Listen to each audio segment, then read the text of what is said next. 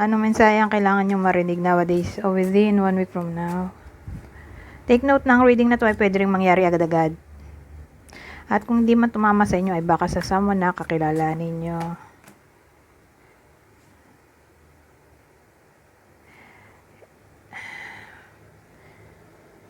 Ito kasi creativity na, using imagination. Psychic ability.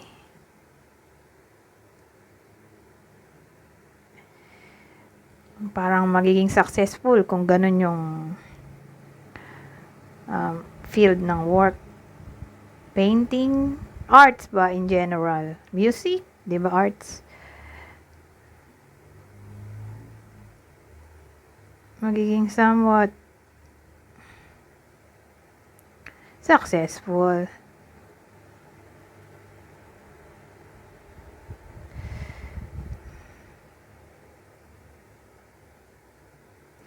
O, sabihin natin dun sa pinagtatrabahuan ng iba sa inyo, may marireveal daw.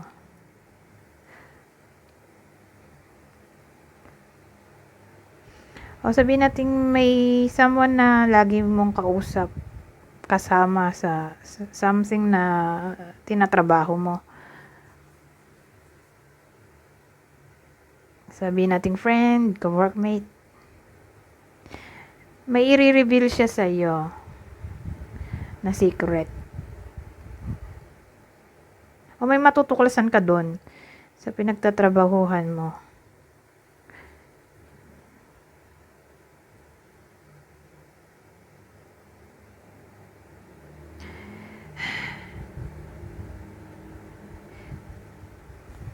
Actually, ang the moon sa tarot ay negative. Sabagay, pwede mo naman di i-reverse. Hindi ako nagaganon eh.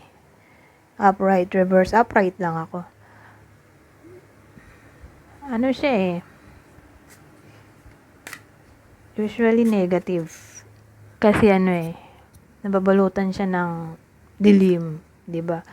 Pero depende pa rin sa itsura ng picture. Yung picture kasi dito ay may angel.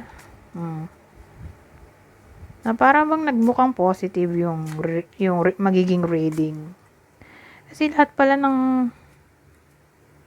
halos lahat ng picture dito sa deck na to ay may angel. So, maganda rin kasi magiging maganda yung outcome, di ba? Kasi may angel.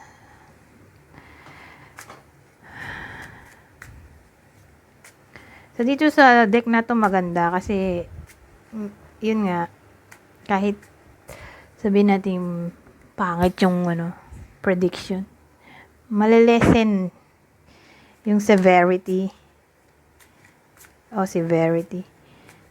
ng possible outcome.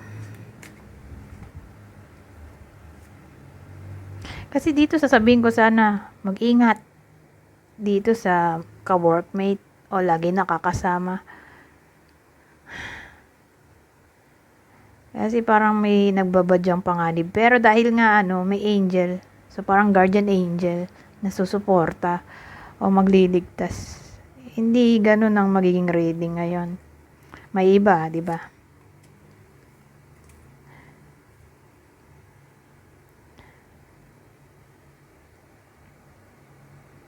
Ito, angel ulit. The Magician, Page of Air. So, dito may clarity. Kasi may truthful tayo doon. Ito, manifestation. May clarity na maaaring mangyari para sa iba sa inyo. Sabihin natin, ang tinatry nyo ay communication sa someone na gusto nyong mag-reconnect ulit. Posible dahil sa magician. So, yung magician dito magkukos ng magic o change. Kaya, good outcome.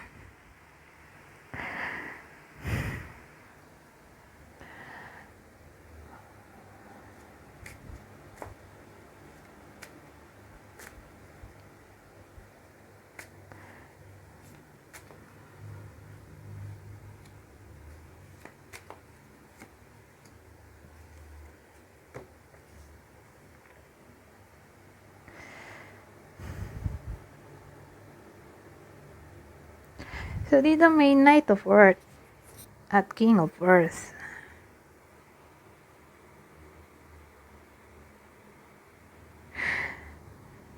Ito magiging productive, practical, yung iba sa inyo. At dahil dyan, magkakapera kayo. Within 1 week from now. Oh, makakapag-save ng money. Parang magiging somewhat disciplined kayo sa pera ninyo. Sa pag-handle ng pera. Oo, sa pag-work. Parang within 1 week from now, productive kayo. Ayaw nyo ma-absent. O, ewan ko, parang determined kayo for some reason na mag-work na kahit anong problema ang dumating. Papasok pa rin kayo. Ganyan.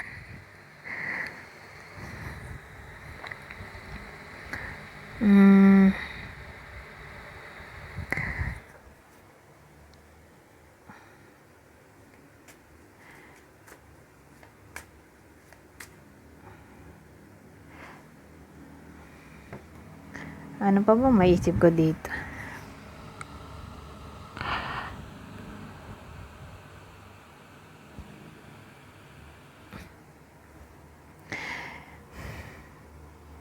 Ang dating kasi yung iba sa inyo may kinalaman to sa business eh.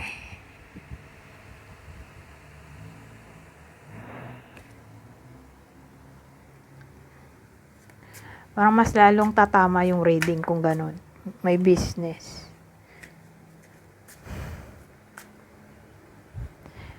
Ibang senaryo kasi pwede ring financial issue na kaya magiging determined ay dumadaan nga ng financial issue.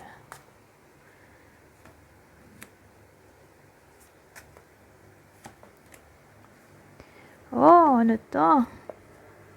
Double 7, oh. Investment. Tapos 7 of Air. Sabi ko nga kanina, pangit yung diba? Ibang meaning. Tulad nito, 7 of Air.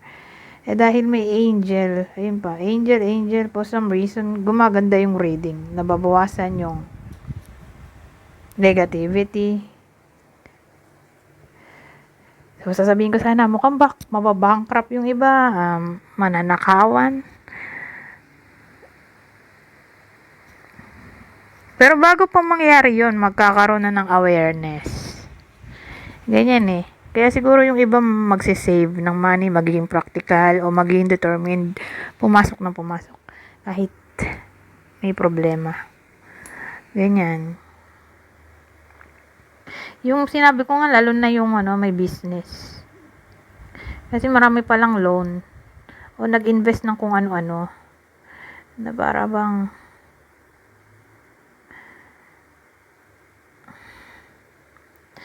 kailangan mabayaran. So, kung ano man yung parang inutang o ininvest, gusto niya mabalik sa kanya yung nilabas na pera.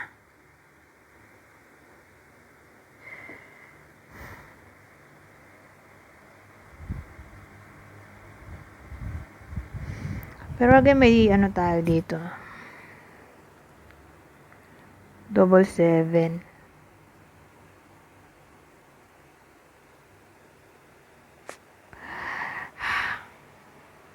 Kasi ang 7 ay may kinalaman sa manifestation.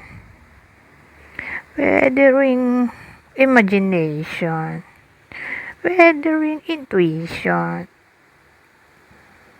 So, pay attention sa intuition. Sa madaling salita. Kasi mukhang ang tatamaan ng reading na to ay career. Doon magkakaroon ng parang problem. So, at least, mabibigyan kayo ng warning dito kasi sesendan kayo ng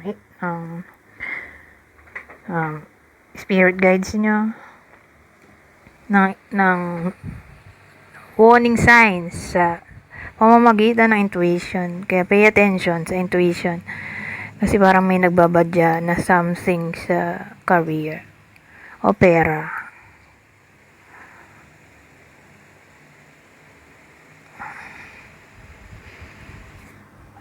Anyways, hanggang dito na lang. Goodbye po now.